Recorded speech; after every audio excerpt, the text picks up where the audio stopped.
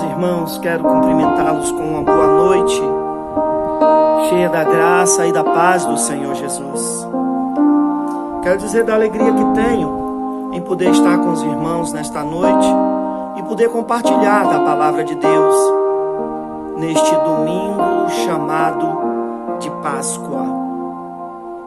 Quero lhe convidar a estar em oração, meditação, pedindo a Deus que fale ao seu coração nesta noite com a mensagem e a reflexão que Ele tem no coração dele para mim e para você. Gostaria de estar orando. Santo Deus, queremos pedir a instrumentalidade do Teu Santo Espírito. Gostaríamos de pedir as Tuas santas orientações para tudo quanto viermos a falar ou dizer nesta noite, que saia do Teu coração para o coração de cada um dos Teus filhos que estão a Te ouvir nesta hora. Dá-nos a Tua graça, Senhor. Dá-nos unção do Teu Santo Espírito e a autoridade para falarmos em Teu nome. É o que nós Te pedimos, no nome de Jesus. Amém? Eu gostaria de estar falando aos irmãos nesta noite a respeito de algo que Deus colocou no meu coração e queria que você pensasse um pouco a respeito disto que eu vou te dizer agora. Eu devo te dizer que a sua devoção e o seu respeito, também a sua indiferença e o seu desprezo, depende do conceito que você faz dessa pessoa a quem você dedica sua devoção, sua confiança, seu respeito. Ou se pelo outro lado você não tiver nenhum respeito, se pelo contrário o que você tiver for indiferença, desprezo, desrespeito, tudo isso depende única e exclusivamente do conceito que você faz dessa pessoa. Seja essa pessoa seus pais, sua esposa, seu marido, seus filhos, ou até mesmo o próprio Senhor e Deus. A depender do conceito que você tenha de Deus e do Senhor Jesus, vai depender a sua devoção ou a sua indiferença. Antes de qualquer coisa, eu gostaria de lhe dizer que Deus não se deixa impressionar pelas pessoas. Devo te dizer que a beleza, a intelectualidade, a cor da pele, a condição financeira ou mesmo até a condição social, isso pode impressionar pessoas, mas não impressiona nem a Deus, nem ao Senhor Jesus. Mesmo impressionando pessoas, eu devo te destacar que não impressiona a todas. Tem pessoas que não se deixam impressionar por estas coisas. Quanto mais Deus e o seu Cristo. Eu gostaria então, com essas reflexões iniciais, gostaria de estar me reportando ao tema deste sermão, que poderia ter títulos diversos. Por exemplo, eu poderia lhe falar sobre o tema Jesus em casa e sua frustração no lar. Eu poderia lhe falar sobre o tema o limite do Todo-Poderoso. Dá um título bombástico, não é? Parece título de filme de cinema. Eu poderia também lhe falar, quem sabe nesses dias onde muitos se arvoram, milagreiros de plantão, eu poderia lhe falar a respeito do tema milagres minguados. Qualquer Qualquer que fosse o título do sermão, talvez isso não importasse tanto, mas importasse e importará a mensagem de Deus que ficar no seu coração. E para tanto eu gostaria de me reportar ao texto bíblico que está registrado no Evangelho de Marcos, no capítulo 6, onde do versículo 1 ao versículo 6 o texto bíblico diz assim: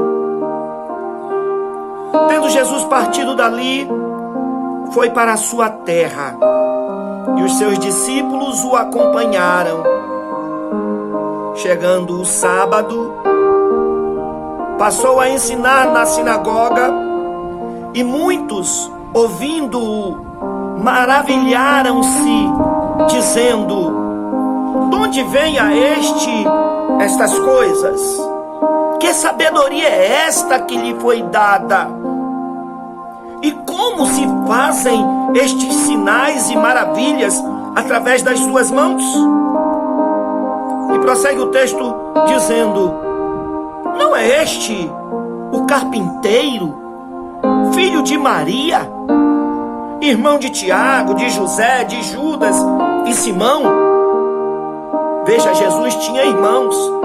E prossegue, tinha irmãs também, porque o texto diz: E não estão entre nós também as suas irmãs? E escandalizavam-se nele. Jesus, porém, lhes disse: Não há profeta sem honra, senão na sua terra. Não há profeta sem honra, senão entre os seus parentes e dentro da sua própria casa. O verso 5 diz: Não pôde fazer ali nenhum milagre, senão curar uns poucos enfermos, impondo-lhes as mãos. E admirou-se Jesus da incredulidade deles. Contudo, percorria as aldeias circunvizinhas a ensinar. Eu quero dar um destaque aqui para esse versículo 4, quando Jesus diz: Não há profeta sem honra, senão na sua terra, senão entre os seus parentes e na sua própria casa. Quando eu leio esse versículo 4, eu fico a me perguntar: por que Jesus disse isso?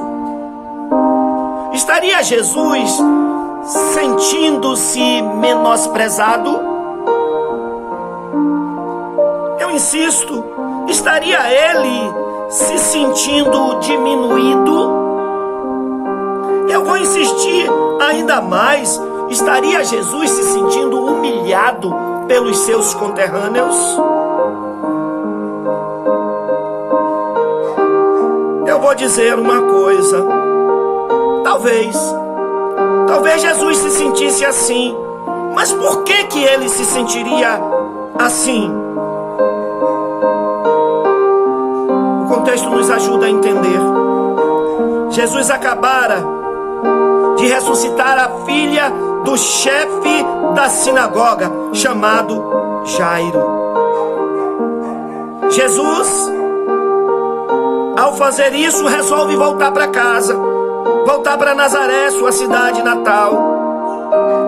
E ele, ao voltar para Nazaré, ele é recepcionado pelos seus parentes, quando no sábado, pelos seus conterrâneos, quando no sábado ele vai à sinagoga. E chegando ali, ele prega um sermão. Diga-se de passagem que o texto bíblico lá em Lucas revela o conteúdo deste sermão. Quando vamos para Lucas 4, nós encontramos lá que Jesus recebe o livro do profeta Isaías para ler, e ele começa a ler dizendo: O Espírito do Senhor está sobre mim, pelo que me ungiu para evangelizar os pobres, enviou-me a proclamar libertação aos cativos, enviou-me a restaurar a vista aos cegos, para pôr em liberdade os oprimidos. E ele prossegue dizendo: para pregoar o ano aceitável do Senhor. Tendo lido o texto, ele fecha o livro E prossegue dizendo, ao perceber que os olhos de todos estavam sobre ele, e ele prossegue dizendo: hoje se cumpriu esta escritura. Ah, queridos, nesse contexto, eu disse que Jesus estava se sentindo humilhado. Eu disse que Jesus provavelmente estava se sentindo menosprezado, desprestigiado. E isso por quê? A resposta que ele recebe depois dessa sua fala, eu vou tentar aqui transliterar, dizer em outras palavras o que os seus conterrâneos disseram a ele ali. É como se eles estivessem dizendo assim: quem esse cara pensa que ele é? Quem ele imagina que ele é? Quando ele diz, hoje se cumpriu esta escritura, ele não passa de um trabalhador braçal, um mero carpinteiro. E perceba que o termo no grego, lá na língua original para carpinteiro, era o mesmo que poderia ser traduzido por um pedreiro, por um ferreiro. Ou seja, o que eles estão a dizer aqui é: ele não passa de um trabalhador braçal e está se achando o Messias. A explicação dessa atitude deles, como eu disse, está em Lucas capítulo 4, 16 a 21. Esse texto de Lucas capítulo 4, 16 a 21 explica o conteúdo da mensagem de Jesus e mostra que esse conteúdo da mensagem foi o motivo da irritação e descrença, não só na mensagem de Cristo, mas também na própria pessoa de Cristo Jesus. A gente fica a analisar a atitude dos conterrâneos de Jesus. E aqui eu faço uma digressão e vejo nessa atitude de descrença deles a constatação de Jesus no versículo 6.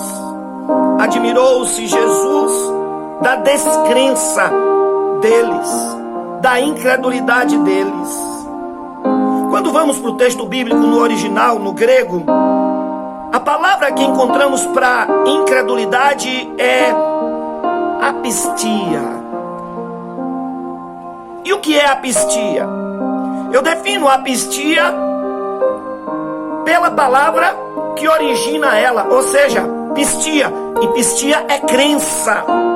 Pistia é crença. O prefixo a é um prefixo de negação, ou seja, ele indica a não crença, a incredulidade. E o que é que isso quer dizer, então, de fato? Isso quer dizer que os conterrâneos de Jesus, eles olhavam para Jesus com desconfiança. Eles olhavam para Jesus com suspeita. Para os conterrâneos de Jesus, Jesus não passava de um impostor, de um embusteiro. Mas vejam, queridos, que contradição.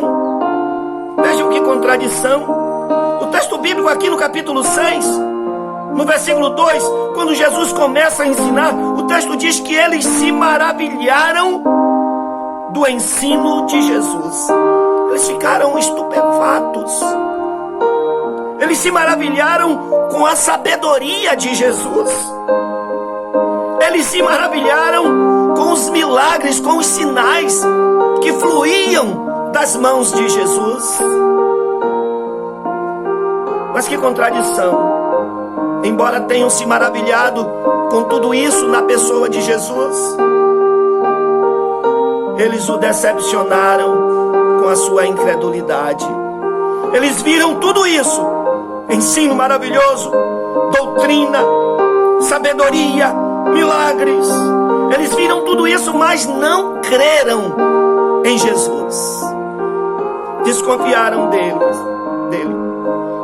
No nossos dias muitas pessoas também são assim, acham lindo o que diz as Escrituras, acham lindo os ensinos de Jesus, até veem Jesus como um grande homem, com grande ensinador em profundidade, mas conseguem enxergar nele apenas, como os conterrâneos de Jesus, conseguem enxergar nele apenas o carpinteiro, ou conforme a linguagem lá de Mateus, o filho do carpinteiro. Não conseguem ver Jesus como outra coisa senão isso. Eu disse no início, a sua devoção, o seu respeito, ou a sua indiferença e o seu desprezo, depende do conceito que você faz dessa pessoa. Qual é o seu conceito a respeito de Jesus? Eu devo dizer que na contramão deste comportamento dos conterrâneos de Jesus, nós vamos encontrar pessoas estranhas a Jesus, estranhas até ao próprio povo de Deus, que entretanto, enquanto os conterrâneos de Jesus surpreenderam Jesus, decepcionando-o, descrendo nele, nós vamos encontrar pessoas estranhas surpreendendo Jesus, mas pela extraordinariedade da fé que possuíam. Podemos citar a exemplo disso aquela mulher cananita, que Marcos, lá no capítulo 7, versículo 26, ele vai dizer que ela era de origem greco-ciro-fenícia. De origem. Mas na realidade era dali, da terra de Canaã, ali por perto. Ainda que tivesse outra origem. Mas aquela mulher, ela surpreende Jesus. Ela mostra uma fé surpreendente, conforme está escrito lá em Mateus capítulo 15, versículo 28. É o próprio Jesus quem se vê surpreso diante de tamanha fé, posto que ela corria atrás de Jesus clamando a respeito da sua filha, que se encontrava horrivelmente endemoniada. Ah, queridos, e ela clama a Jesus, Jesus não dá ouvido, mas ela insiste, persiste. Os discípulos intercedem, despede, porque ela vem atrás de nós clamando. Jesus diz, não é lícito pegar o pão dos filhos e lançar os cachorrinhos. Aquela mulher ouve e diz, é verdade, Senhor, mas os cachorrinhos também comem das migalhas que caem da mesa do seu Senhor. Ah, queridos, aquela mulher toca o coração de Jesus, posto que o tamanho da fé dela, e veja, o tamanho da fé dela depende do conceito que ela tem de Jesus. Olha a grandeza em que ela tem o Mestre. E Jesus, surpreendido com tamanha fé, se é que é possível surpreender Jesus, ele diz, ó mulher, grande é a tua fé, seja-te feito como queres. E desde aquele momento, a filha da mulher ficou sã. Ah, queridos, enquanto os conterrâneos de Jesus o surpreenderam, decepcionando, aquela mulher extraordinariamente o surpreende. Eu vou para um outro exemplo. Eu me reporto aqui agora ao centurião romano que trabalhava na cidade de Cafarnaum. Ele é conhecido como o centurião de Cafarnaum, mas na realidade ele não era da cidade de Cafarnaum. Ele era um centurião romano, ainda que trabalhasse lá na cidade de Cafarnaum. Um empregado dele adoece. Um empregado adoece. E ele, mostrando sensibilidade com a fraqueza dos mais frágeis, ele vai, ele não vai, ele pede que alguém vá e interceda, porque ele não se achava digno de chegar até a presença de Jesus. Olha a ideia de grandeza que ele tem de Jesus. Enquanto muitos hoje em dia brincam com o nome e com a fé em Jesus, ele olha para si. E acho interessante o respeito dele por Jesus. Ele disse, eu não sou digno, Senhor, que o Senhor entre debaixo do meu telhado. Veja diferente o conceito que ele tem de Jesus e o conceito que os conterrâneos de Jesus tinham de Jesus. Cada um só dá o que tem. E ele estava dando o que ele tinha: o respeito, a devoção.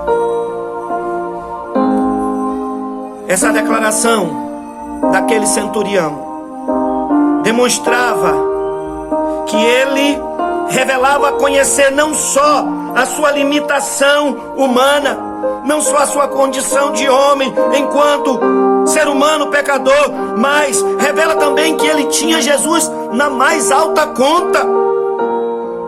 Por isso ele se expressa assim: não sou digno. E você?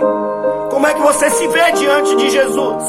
Nesse domingo de Páscoa, nesse domingo que muita gente usa, inclusive como sinônimo apenas de comida, de bebida. Apesar da pandemia, que tem feito com que muitos temam até.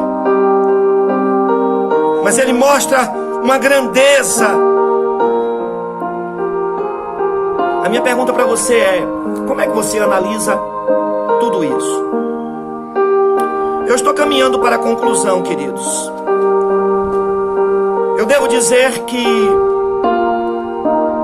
a beleza, a intelectualidade, a cor da pele, a condição financeira, a condição social pode impressionar pessoas, mas não todas. A beleza, a intelectualidade, a cor da pele, a condição financeira, a condição social e qualquer outra condição que a pessoa possa ter, até mesmo a religiosidade, pode impressionar pessoas, mas não a Deus, não a Cristo. Mas existe uma coisa que pode impressionar não só pessoas, mas também a Deus. Pode impressionar também a Cristo. E a que eu me refiro? O quilate, o nível da sua fé. Isso pode impressionar a Deus. Deus está a observar isso. Ele está, porque a depender da fé que você tem nele e que você dedica a ele, vai depender a sua devoção a ele, o seu culto, a sua postura, o seu comportamento diante do que diz a palavra dele. Eu estou concluindo dizendo para você, a título de conclusão, para muitas pessoas, Jesus pode parecer muito pouco. Jesus pode parecer nada. Embora pronunciem o nome dele, mas elas não o têm em grande conta. Como os conterrâneos de Jesus não o tinham em grande conta. Os estrangeiros. E Jesus fala a nosso respeito que viriam do Oriente e do Ocidente e que o adorariam, coisa que os nazarenos não souberam fazer. O meu desejo, o meu pedido ao Senhor é que, não obstante a nossa fragilidade, a nossa pequenez, a nossa insignificância, enquanto homens pecadores, porque não há homem que não peque, diz o apóstolo João. Não obstante essa nossa fragilidade, queridos, que nós tenhamos consciência disso e com humildade nos acheguemos ao trono da glória, de onde flui graça, de onde flui perdão, de onde flui o amor de Deus por nós. Que possamos nos aproximar desse trono de graça na certeza do perdão que flui da cruz de Jesus. E possamos achar esta graça maravilhosa que nos aproxima cada dia mais de Deus. Que Ele nos abençoe e nos dê uma boa noite na sua santa presença, uma boa semana repleta da graça dele. Eu quero, no encerramento deste culto, se a irmã Jacira me permitir, e o irmão Adson Batista também, lá da igreja em Uauá, nos permitir, eu gostaria de encerrar com um hino que fala dessa condição de perdão. Perdoado, fui perdoado. Que maravilha! Meditem sobre isso e que Deus abençoe a todos. Amém? Que Deus abençoe a todos. Meditem nesse hino que eu vou estar enviando para vocês agora.